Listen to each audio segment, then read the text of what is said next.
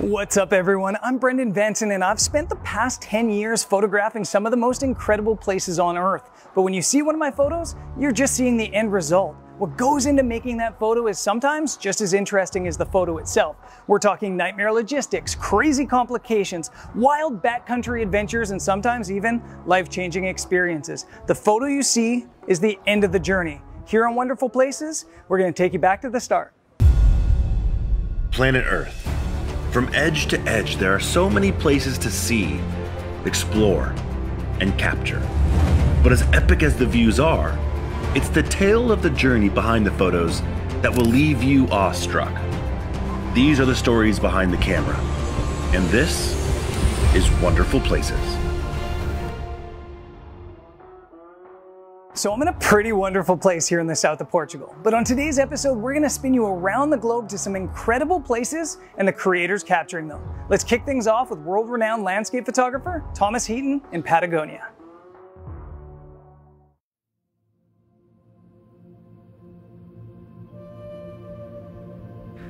Patagonia, one of the greatest places on Earth for landscape photography.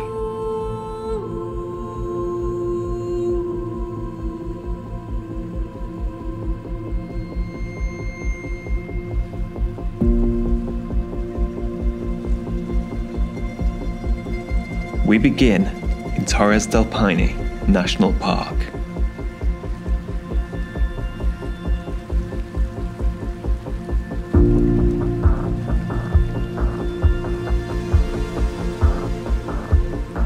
And I think my exposure is somewhere between sort of 1 and 2 seconds. Yeah, it's all about, I think the technical side's fairly straightforward. It's about getting here, hiking up here, and finding the right composition.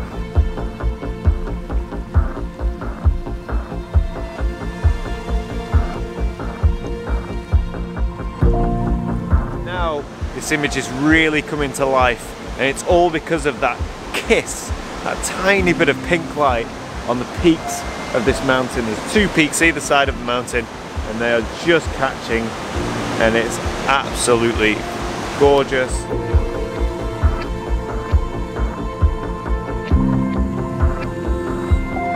Here we go, F11, 1.5 seconds, Patagonia, beautiful.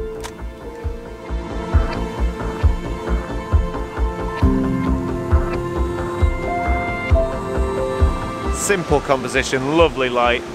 Yeah, we're having a great morning. It's fantastic.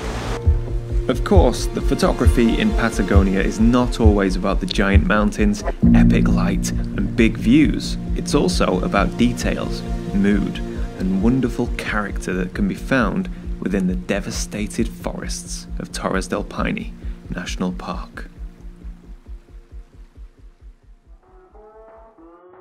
Thomas Heaton's beautiful stark compositions are a testament to the solitary nature of his photography. But not everybody works the same way. Creator Shushi Lin, for example, seems to thrive on a much more social setting, as she did on her recent adventures in Morocco.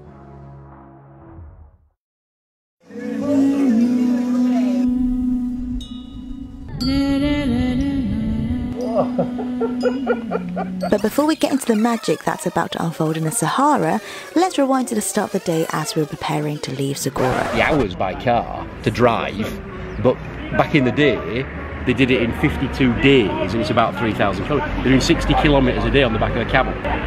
Welcome to Shu and Anastasia's adventures in Morocco. We are on our way to the Sahara. We jumped into a 4x4 and we started our bumpy 3-hour journey across the stony Hamada Desert.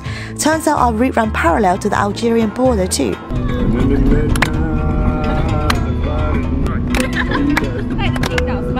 We are now officially off the road.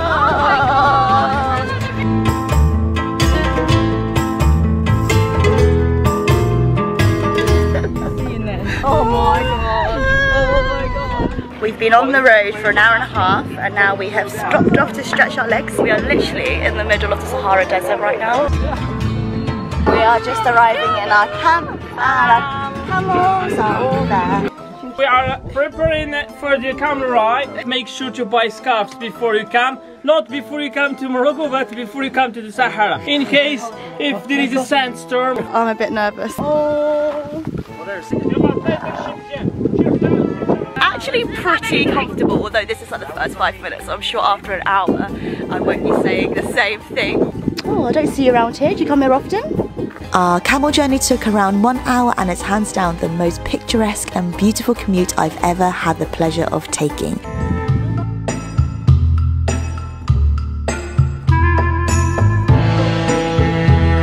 We're coming down. Thank you guys for looking after us. Bye! Well, it wasn't as uncomfortable as I thought. Yeah. It was actually pretty chill, wasn't it? Yeah. But seeing like the shadows of all the camels against the sand dunes and the sun is setting and everyone's still there. It's literally like unlike anything I've ever done. So good!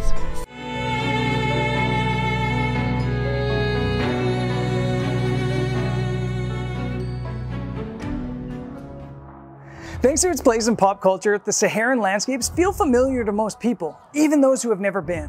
The same can't be said for Greenland though. It's one of the least populated and most poorly understood places on the planet. But, like Morocco, it's full of surprises, as British photographer James Pops has found out on his recent expedition.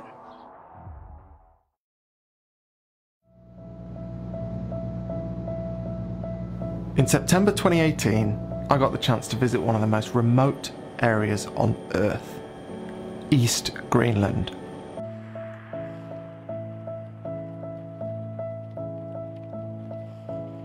There aren't any roads in and out of here, not too many people live here, and nothing really grows. As a result, it's one of the most unique and special places I've ever had the privilege of visiting.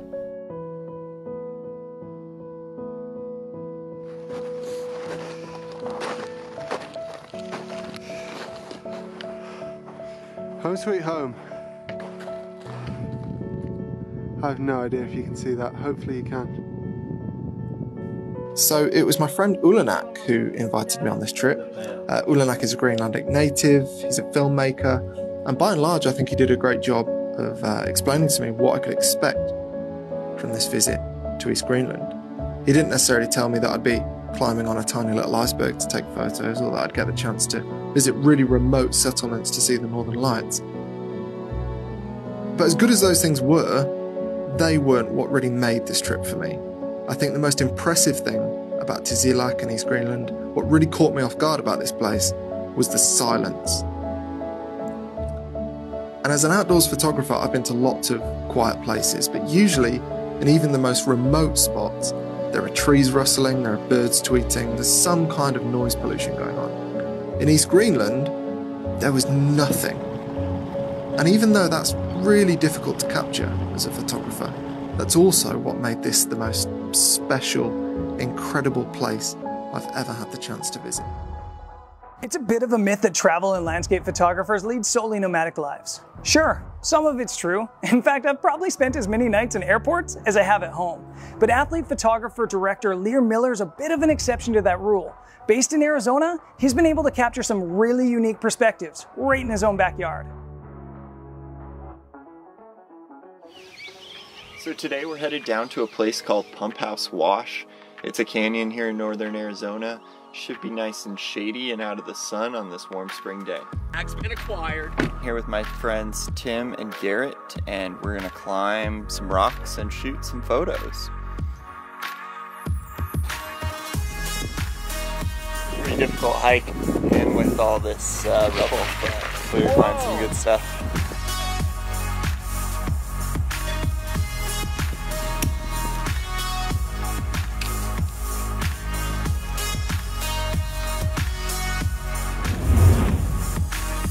The climb we want to shoot is in direct sunlight right now, so we're going to warm up on some easier routes while we wait for it to fall into the shade.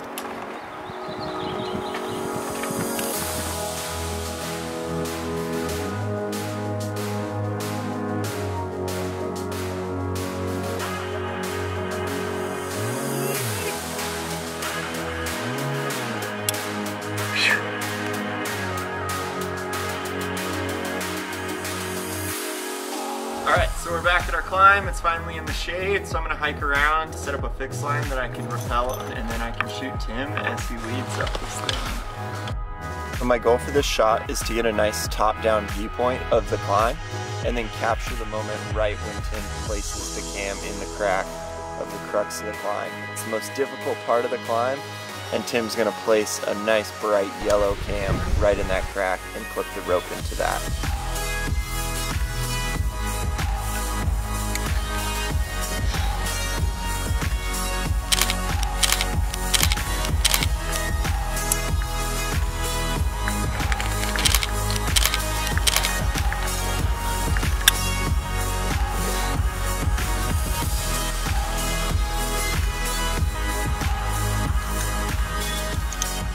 Yeah, shot some photos, got a little climbing in. It's a pretty sick day at Pump House Wash here in Arizona.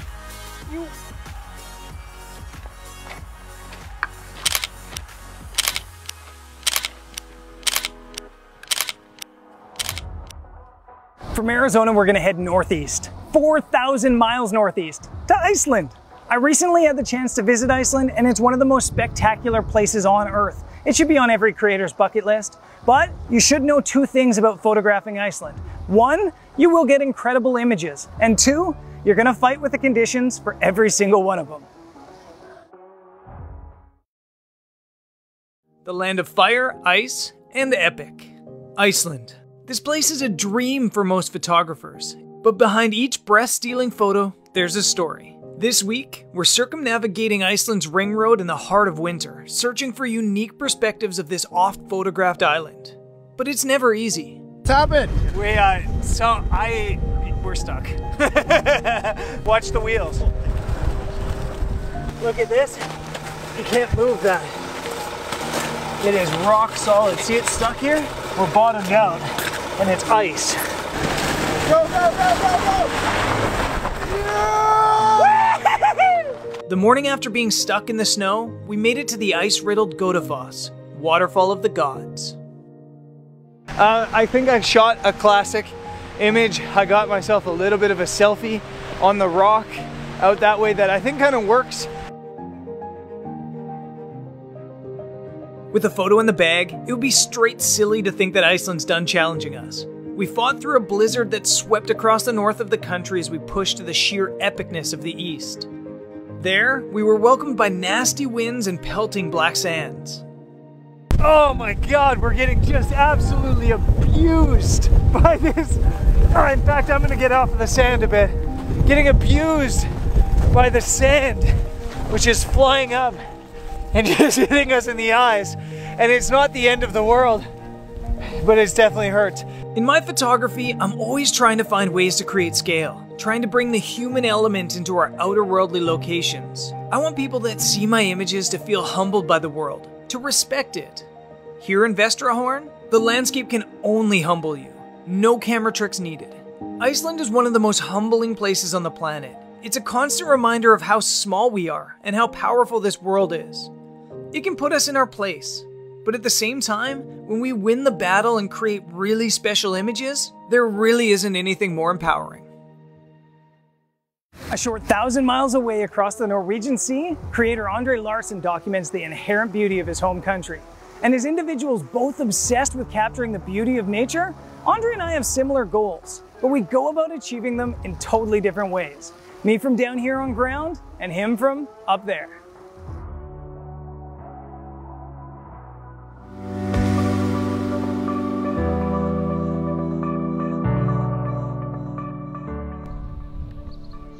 Hey guys, my name is Andre Larsen. We just arrived in this place called Lofoten. I'm a professional FPV drone pilot from Norway, and today I will show you around this awesome place with my drone.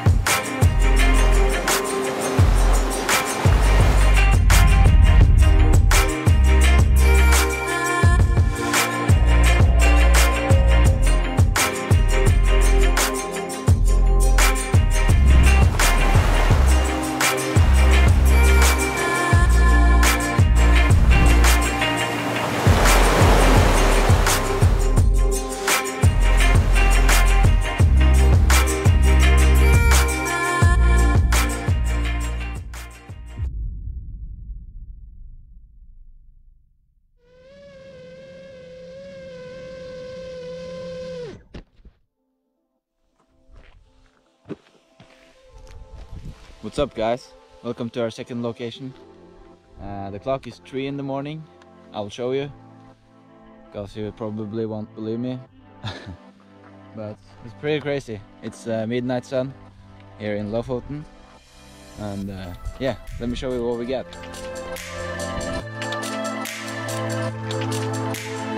To be an FPV pilot, meaning first-person view, takes tremendous coordination and awareness.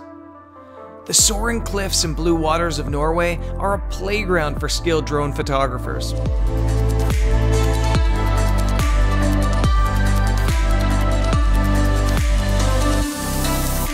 This perspective, when done right, makes you feel like you're flying. And in a place like Lofoten, it's completely magical. Only sometimes, to make the magic, it means hiking up a cliff at 3 in the morning and dropping in from the clouds. Contrary to popular belief, being a travel photographer isn't all about tropical beaches or infinity pools. Usually you're just stood at the side of a loch in Scotland getting pummeled by rain. I'm currently in Arness in Scotland, and I've got this place to myself. Yeah, beautiful location. I'm just heading down to a loch to see what kind of moody, snowy shots I can get.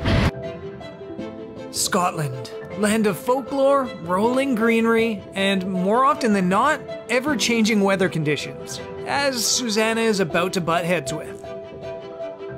So I'm down by the loch and it's really, really windy. It's crazy down here. Apologies guys for the wind.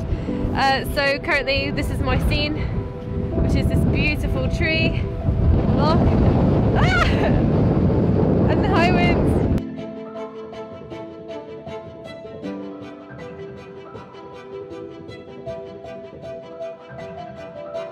So the wind has slightly died down, but I do know there is a snow sort of storm coming through.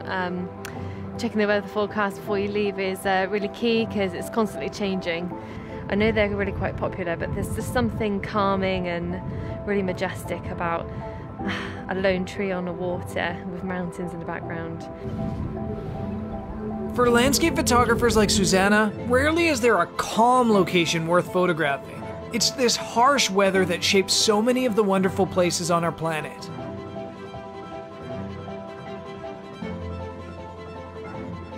Here in the north of Scotland, the weather's on a turnstile, shifting constantly and ever shaping the landscape.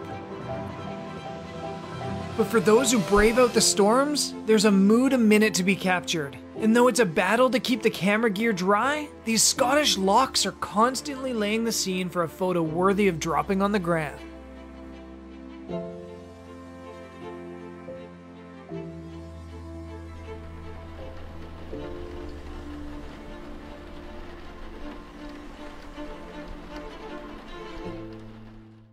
Finally, we're gonna ride shotgun with creator Alex Kwan as he explores a place photographers know simply as paradise.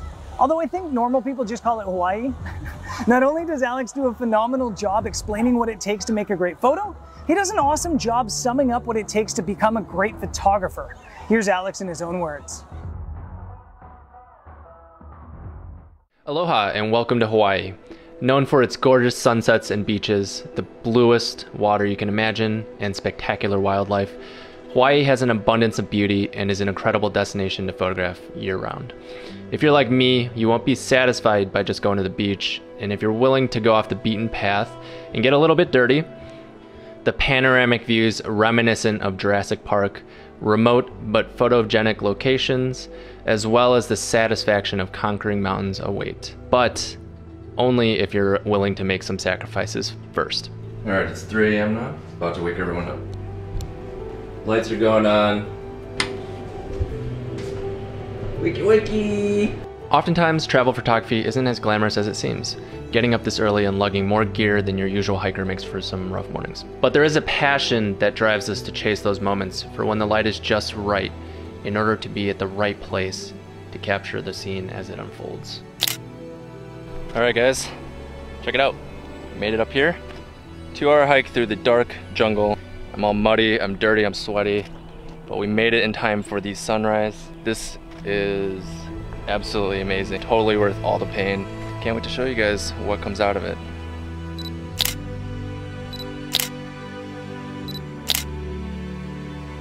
As you can see, the Hawaiian islands of Oahu and Maui don't have any shortage of lush and beautiful scenes. Despite that, sometimes we just have to accept the fact that conditions won't pan out for us. This can sometimes be disheartening, but it sometimes is a game of patience, whether it's regrouping and going back again, or just waiting for the fog to clear. If there's one takeaway found from doing travel photography, it's that the world that we live in has no shortage of amazing moments. The fact is, the more you put yourself out there, the more chances you'll get to capture something really special.